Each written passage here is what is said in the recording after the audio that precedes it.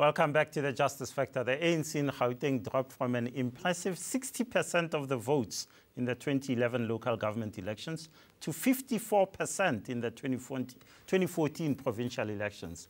The party then plunged to 46% in 2016, losing Joburg and Tshwane along the way. Is it over for the ANC in Gauteng? Our guest now is ANC Gauteng Secretary Hope Papo. Mr. Papo, it's always a pleasure to have you in the studio. Can I ask you, what do you think of those numbers? Is the ANC going to win in 2019? We have expressed the view that we are very worried because the drop started in the provincial elections of 2009. And then we went to elections, we won all the municipalities in 2011. And then we dropped in 2014. And then these are different elections, provincial and but our view is that we are on a recovery. We expressed our views on the 2016 outcome, both internal and external weaknesses. We had done research. We knew the outcome, what was going to happen, and the reasons for that. But our view is that one of the problems which we have is that, as you know, Gauteng itself attracts everybody here. Generally, we are a well-run provincial government. We are able to run different different projects. Our economy, whereas there has been a decline in economic growth in the country, Gauteng continues to be a leading economy in the country and in the continent. We think that through work we are doing in the organization and in the community, we will actually recover from what happened in 2016 and in 2014. Can you recover when the shadow of life as Dimeni continues to hang over the ANC?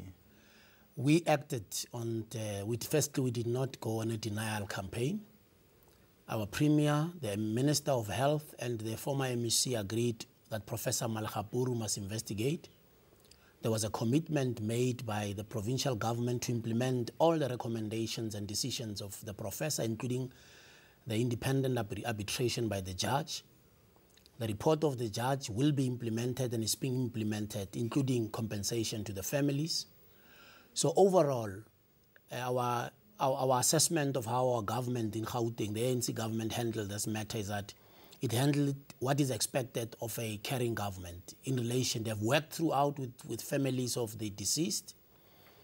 They've established processes to ensure that vulnerable people, whether old people, children, mental patients, there's monitoring of what has happened, what happens in the institutions which look after them. Is that enough? This is an after-the-fact action. The truth of the matter is that for almost a year, the ANC, or officials of the ANC, Katani Mahlangu in particular, knew that there were reports that people were dying in these B&Bs converted into health facilities, if that, and nothing happened. Even before it happened, again and again, warnings were made by NGOs that don't do this, it's bad. And yet, your leaders, your officials did absolutely nothing about it. In fact, they pushed it through.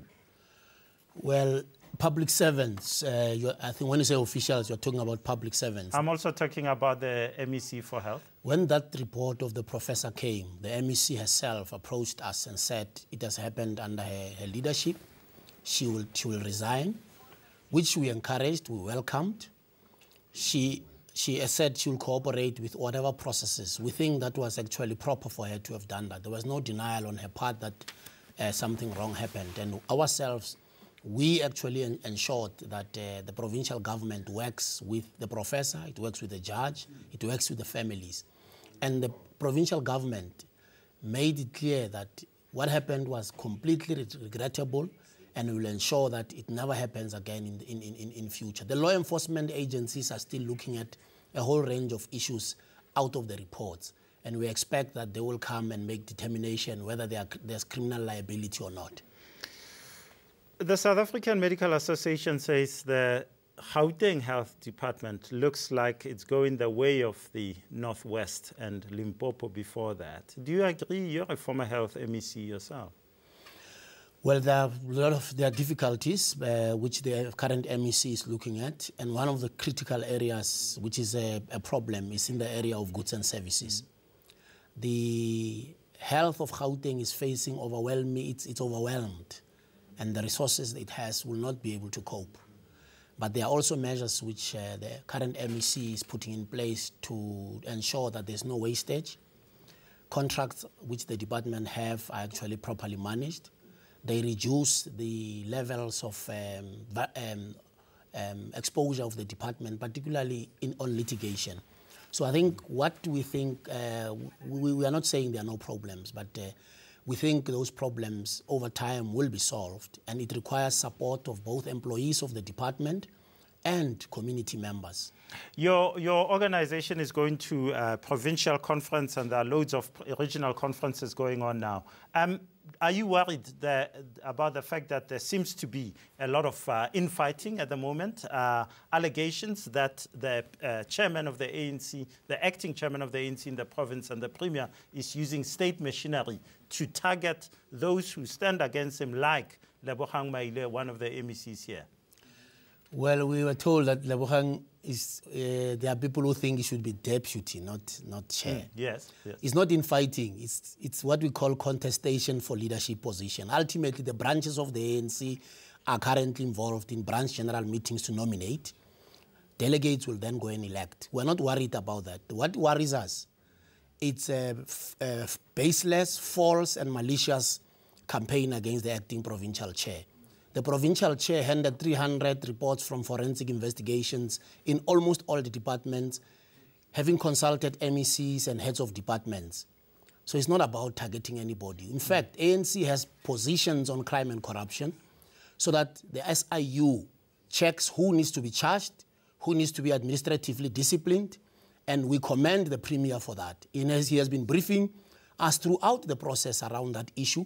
For example, the open tenders system in Gauteng, the civil society-led anti-corruption initiative is part of a package to deal with corruption.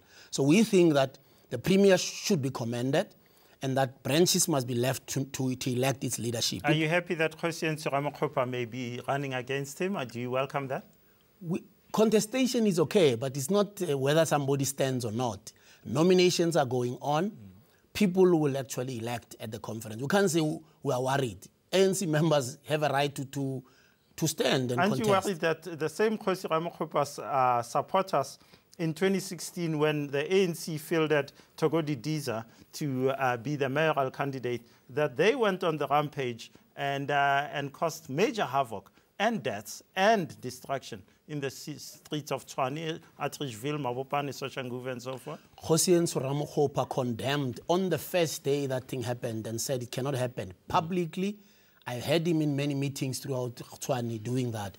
So we can't actually punish him as a member of the ANC that he must not stand by him. When he has not faced a DC, he publicly condemned the violence. He said it cannot happen in his name. And then we use arbitrary methods to actually deny him. If people nominate him, they elect him, that is democracy. Oh, Papo, unfortunately, we've run out of time, but I wish you luck at your conference, and I wish you luck in your regional conferences, and we'll see you after those to talk about how it's going. We think they will go well, both regional conferences and provincial conference, and we'll win in 2019. Oh, Papo. We look forward to seeing that. After the break, our winner and loser of the week. Stay with us.